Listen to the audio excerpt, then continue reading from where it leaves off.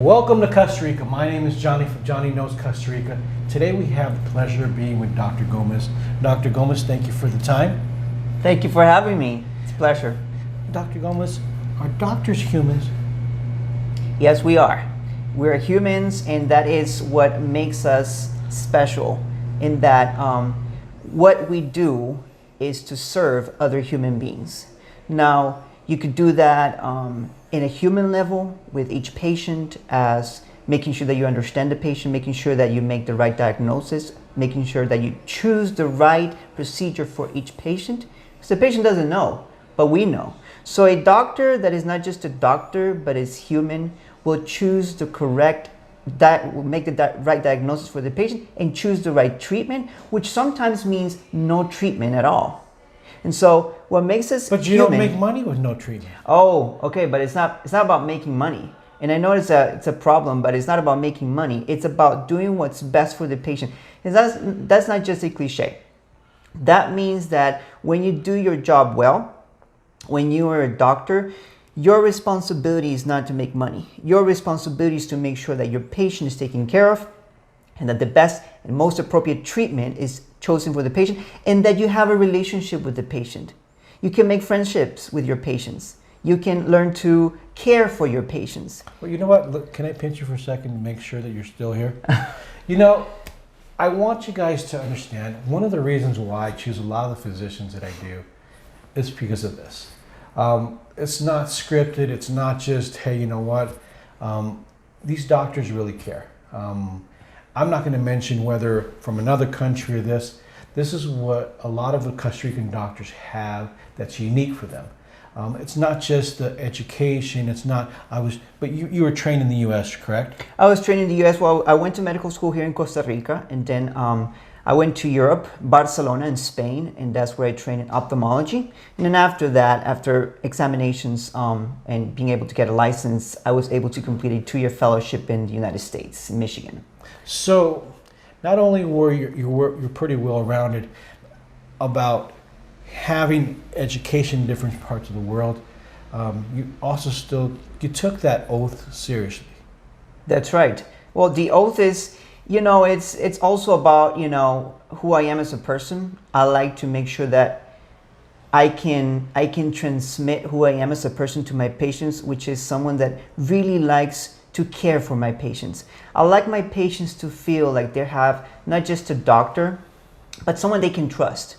Someone they can trust, and if I tell them, listen, right now we should not proceed, or we must proceed at this moment, for them to know that because I care for them and I have their best interest in mind, they know that that's the right choice. They can make the decision to go with my recommendation because they know that's the right choice, because they know I care for them.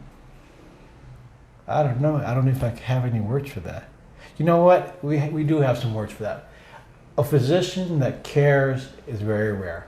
And I'm privileged enough to have found this physician that cares for patients, but cares for you.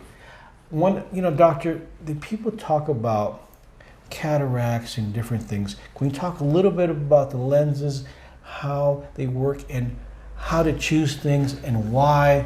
Because I know we talk about things about distance and things. Can you explain a little bit? Because let me get the best lens possible, but how do you make the determination what lens you recommend for people? So when I see a patient, okay, so when you're talking about intraocular lenses, basically you have two different scenarios. The scenario where you have a patient with an advanced cataract that, their vision is poor. And then you have the scenario of a younger patient who may not even have a cataract but doesn't want to use glasses. So those have to be approached completely differently. Because if you have, an older patient who just wants to see well, just wants to recover her vision, she's not necessarily interested in spending thousands of dollars on the most fancy, the premium intraocular lenses. She just wants to see better. She would be okay with just wearing readers after surgery. Well, then in that case, we could choose a monofocal lens, which will give you the best possible, what we call crystal clear vision for distance. Once we've made the right diagnosis, making sure that, cataract is the issue.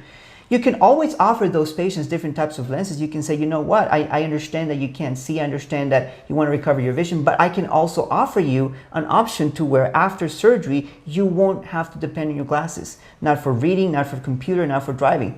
And they might choose that or not. Like I said, there's another scenario in which you have patients who come specifically because they want to get rid of their glasses. So in that case, we do offer them the premium intraocular lenses, which are the trifocal lenses, multifocal lenses, and extended depth of focus lenses.